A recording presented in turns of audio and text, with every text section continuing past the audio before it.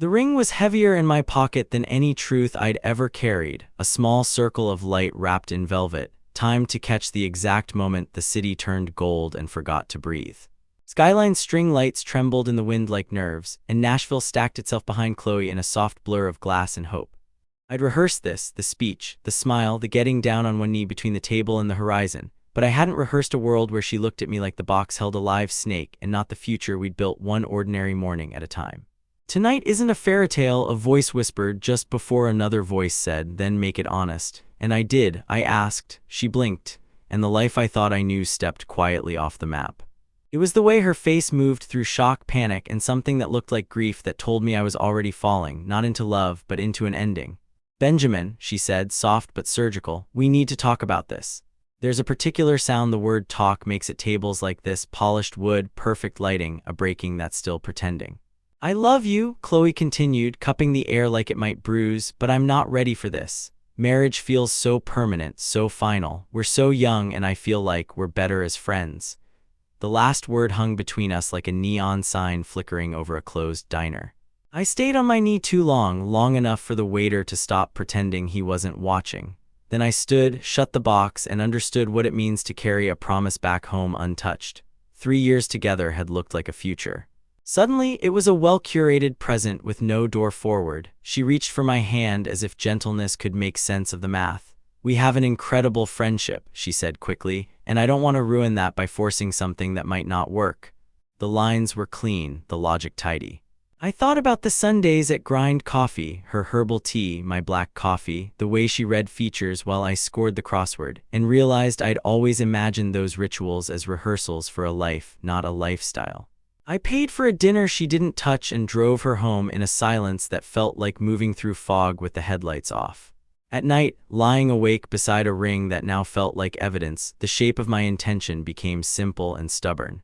Build a life that chooses me back. The obstacle was her version of love, non-committal, present tense, saved by the word friendship, like a fire escape. By Monday, I was building a ladder out of resumes and city maps. Chicago rose up off the page with air I hadn't breathed yet, a promotion glinting like a handle on a door. If love wouldn't pick a direction, I would. We met again at Grind the following Thursday, occupying our usual table like it hadn't just been condemned. She looked like someone dressed for relief, soft sweater, careful eyes. "Thank you for meeting me," she began, voice pitched toward reasonable. "I stand by what I said. Marriage would change everything and not necessarily for the better. But we can stay close. We have so much history." History, as if 3 years together were a series of presentations we could repurpose.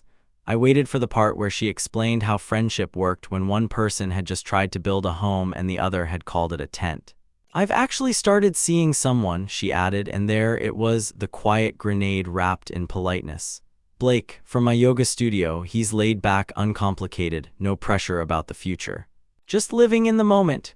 Living in the moment, the kind of phrase that sounds like freedom and sometimes just means never paying the bill. I took a slow sip of coffee. "That's nice," I said, meaning none of it. "I'm happy you found what you're looking for." Her eyebrows pinched like the equation refused to balance. "So we're good then," she pressed, the urgency curdling her voice. "We can stay friends, hang out like always." I let the shape of the next sentence build itself in my mouth carefully, then set it down between us. "Actually, I won't be around much longer. I'm taking a promotion in Chicago, moving in 2 weeks. The color left her face in clean bands. "Chicago, why would you make a decision like that without talking to me?" The irony flared, bright enough to see by. Figured there wasn't much left to talk about. She set her cup down too hard, tea climbed the rim and fell back. "But we're friends," she insisted. "Friends discuss these things, friends don't just disappear." I almost laughed. "Friends also don't reject proposals and start dating someone else within the week," I said, keeping my voice even like a cut made with a sharp knife. She started crying, quiet, practiced, the way I used to find holy and now only found heavy. "Will you at least promise we'll stay in touch? Calls, visits?" I stood. "I don't think that's a good idea." She blinked at the table, the chair, the world she could no longer arrange. "Why not?" "Because friends don't usually keep rings in sock drawers for 2 months. I left her with the truth. I took the bill. Chicago didn't feel like escape so much as recovery. Lincoln Park's light through floor-to-ceiling windows, a senior marketing director title snapped into place like a bone set right, a salary bump that smelled like fresh paint and second chances. I bought clothes that fit the man I was building and joined a gym not to become a version of myself she'd want, but to meet the self I'd been too busy accommodating to know. For the first time in years, every decision was a solitary sentence ending in my name. The freedom tasted like a cold apple bitten cleanly in half. 3 weeks after I moved, a text rolled in at 2:01 a.m. "Hey, stranger.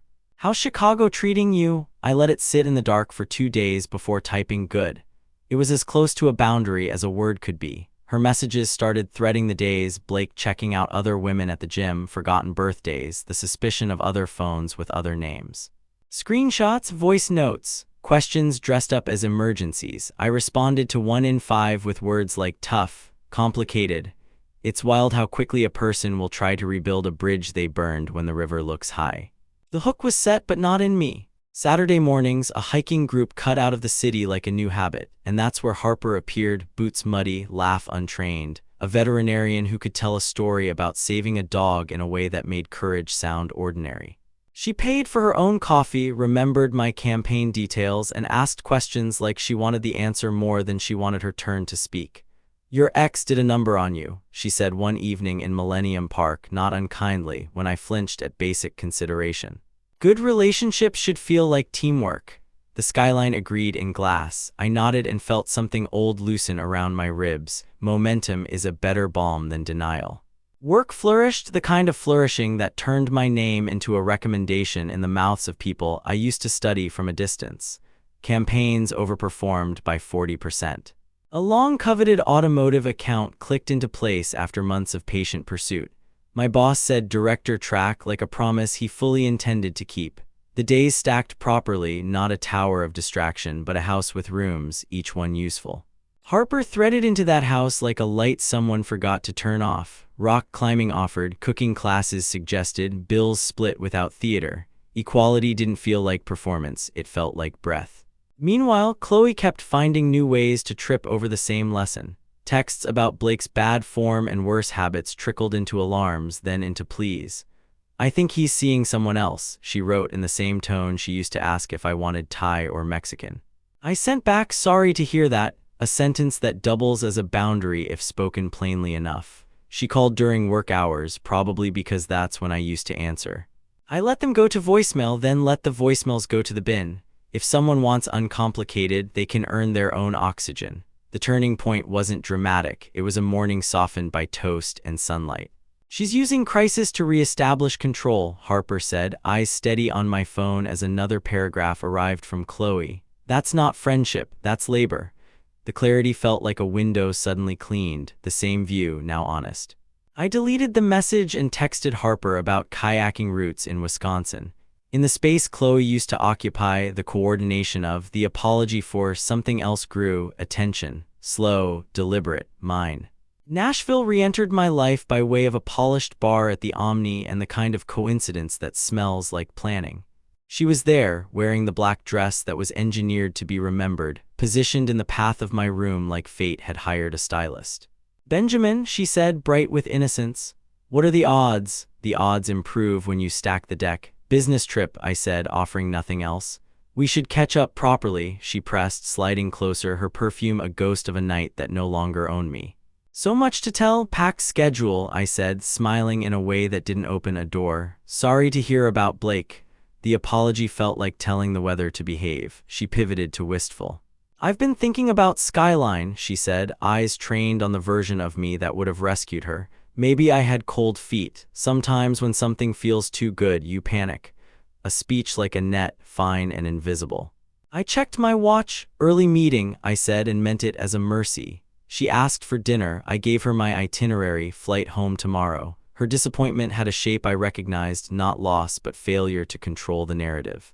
I walked to the elevator and felt the clean relief of a man who had no open tabs left in the past.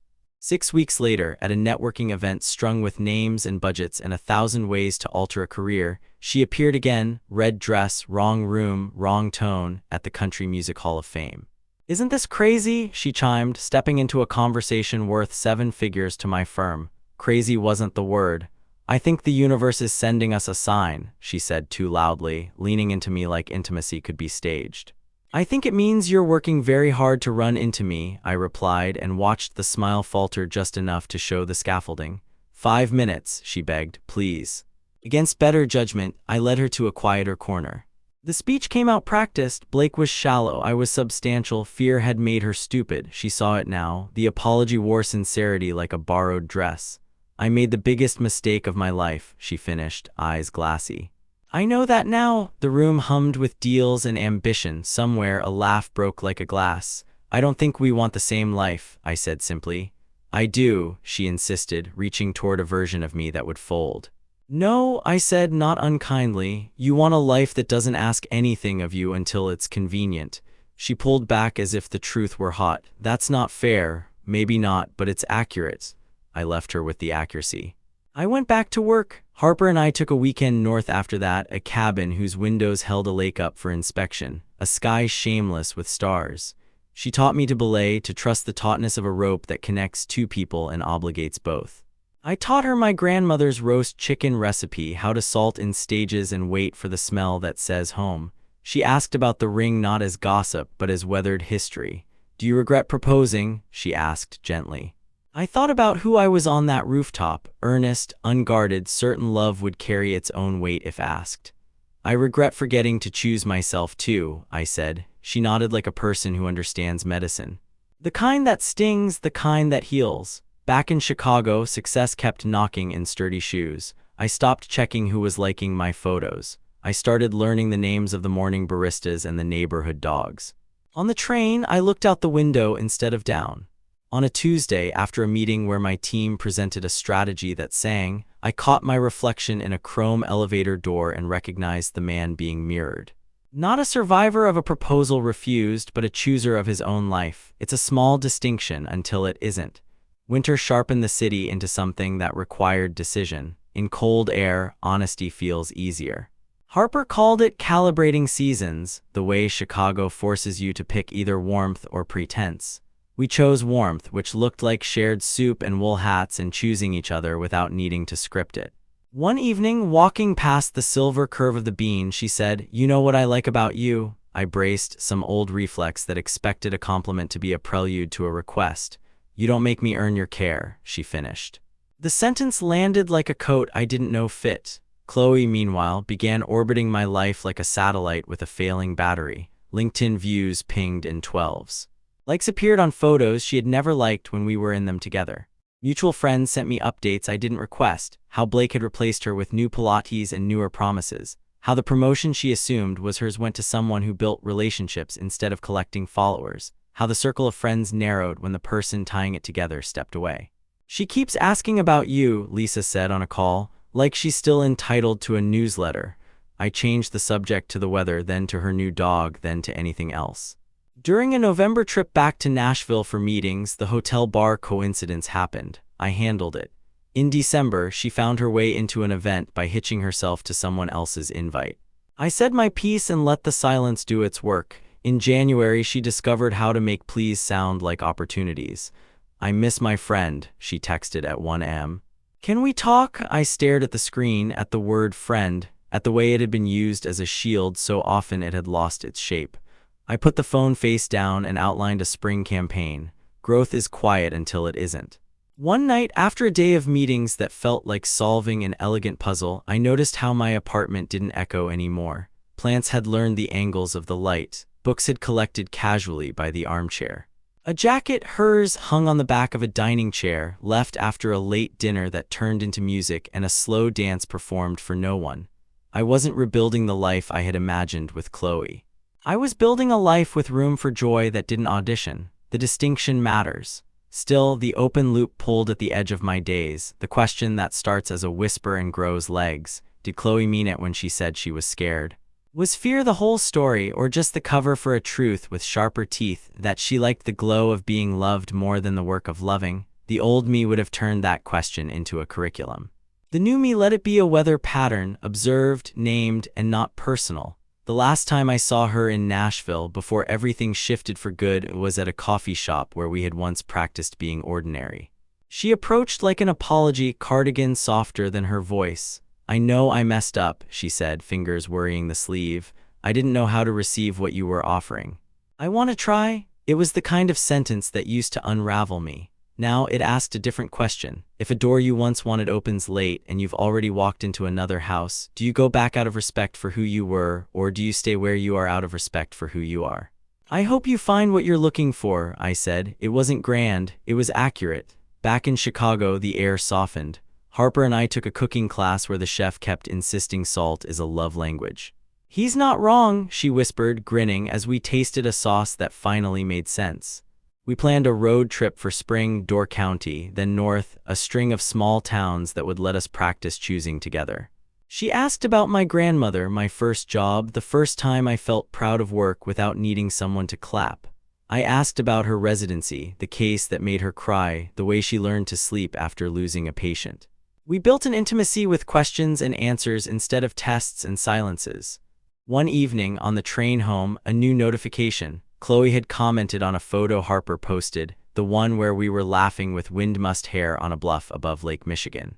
So happy for you both, her comment read, public, polished, a performance of grace. Then, 10 minutes later, a DM arrived. Do you ever wonder if we could have been this? I looked at the photo again. The answer lived in it, plain as day. We had years to try, I typed. We chose other things. I hit send. The loop didn't close with fireworks. It closed like a book that had given everything it had to give. Spring arrived the way forgiveness sometimes does, tentatively, then all at once. Buds on branches like small decisions finally made. The city shook off its hard edges. On a Saturday morning, Harper and I biked the lakefront trail, trading the lead without keeping score. We stopped near a patch of wild violets that had decided the concrete could be kind, too. Do you miss Nashville? She asked. I thought about hot nights, skylines lights, a ring that still lived at the bottom of a drawer like an artifact. I miss who I was trying to be, I said, but I like who I am more. Work crescendoed into the kind of week that becomes an origin story. 3 pitches, 3 wins, a client pulling me aside to say the word vision in a way that didn't feel like flattery. On Friday, the team surprised me with a cake that tasted like relief. To building the thing you said you would, my boss toasted. I thought about vows, about promises made in rooms that can't hold them. Some vows you speak to another person, some you speak to yourself. The second kind counts, sometimes more. That night, Chloe sent one last message, not a plea, not a plan. I saw your engagement photos, it read, because yes, by then, I knew what I wanted and who, and the asking felt like breath, not theater. You look happy, I typed back, I am. A pause then, I thought we were better as friends. The sentence that broke a life now sounded like a line from a play we'd both outgrown. We were better as us, I replied, and watched the typing dots appear, then disappear, then give up. Silence followed, not empty, spacious. Our engagement wasn't skyline. It was the farmer's market in Logan Square, sun on strawberries, a band warming up on the grass. A question asked while holding a paper cup of coffee she'd insisted on paying for because she'd picked the flowers we'd take home, and budget is a love language, too.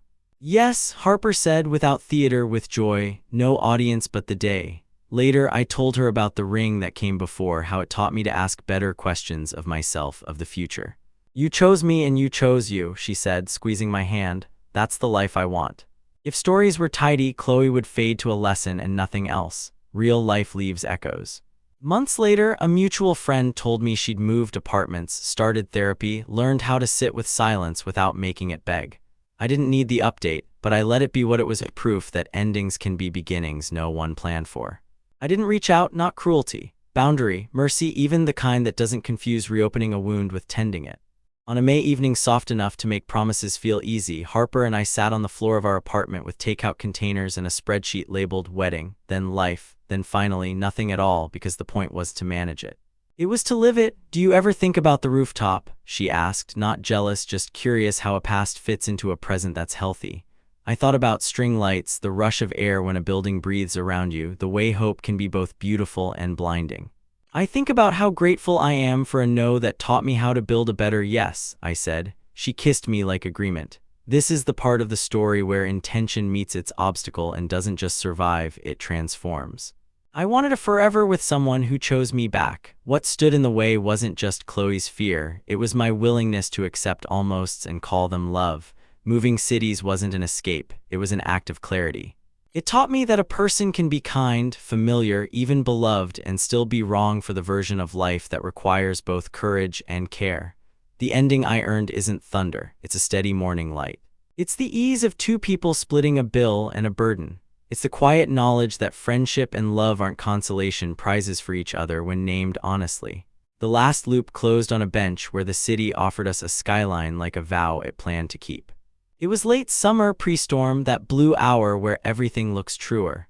Harper leaned into my shoulder, her hand tracing the edge of my sleeve as if to memorize the ordinary.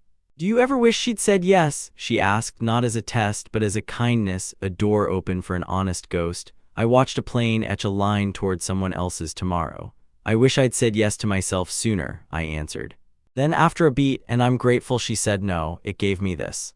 We married under trees that had done their time with wind and still believed in shade. The vows were short and unadorned. Choose each other, choose growth. Choose truth when fear asks for performance. Friends clapped like they meant it. My mother cried a little and then a lot. My brother hugged me like a punctuation mark. After we ate, we danced, we let the night be exactly what it was, not a redemption arc, not a comparison, just a celebration built from the small daily choosings that make a life. In a quiet moment between songs, I walked outside. The air had that warm, forgiving weight of late August. I thought about a rooftop in Nashville, a ring that never found its finger, a coffee shop where the word friend tried to carry a whole house and broke under the load. I thought about an apartment in Chicago where plants learn the light. I thought about a woman who didn't ask me to audition. The narrative didn't feel like triumph or revenge. It felt like completion. The boy on his knee had wanted to be chosen. The man in a suit under trees had learned how to choose. Later, a message arrived from a number I knew as much as I didn't. "Congratulations, you look truly happy." No hook, no hinge. Just a sentence. I typed "thank you" and meant it, the kind of gratitude you feel for storms that taught you what your walls can hold. There was no epilogue where we met for closure. Closure isn't a meeting, it's a practice. When people ask for advice after heartbreak, there's a temptation to hand them a toolkit of cliches. Move on, level up, show them. What I learned is smaller and harder. Make one honest decision, then another. Don't call a hope a plan. Don't let fear pretend to be freedom. If someone says we're better as friends, hear the truth in it the first time, not the flattery. And if a city starts whispering your name like a door opening, go. The rest will arrange itself around that bravery. Some nights we still go to rooftops, not for symbolism, for the view. Chicago lays itself out like a possibility you can live inside.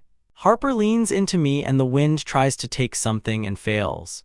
"We're good at this," she says, not meaning the city or the dinner or the photos we'll never curate, but the rhythm of asking and answering, of building and resting.